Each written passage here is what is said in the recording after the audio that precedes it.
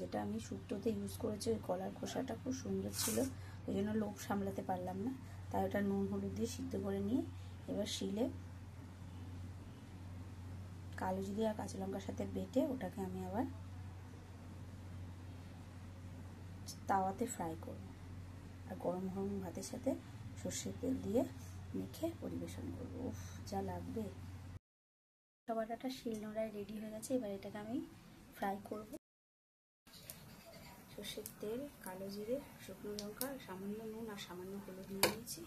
এবার আমি কালো জিরেটা এর মধ্যে একটু ভালো করে ভেজে নিয়ে তারপর আমি কলার খোসাটা এর মধ্যে দেবো। এই যে কলার খোসা বাটাটা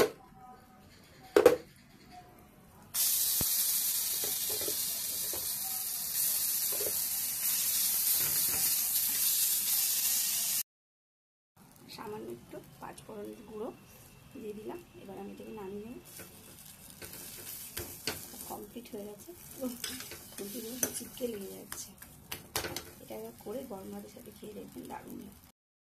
কলার খোসা বাটা রেডি, সর্ষের তেল দিয়ে দিয়েছি, এটা গরম গরম ভাতের সাথে খেতে হবে। উফ, তাহলে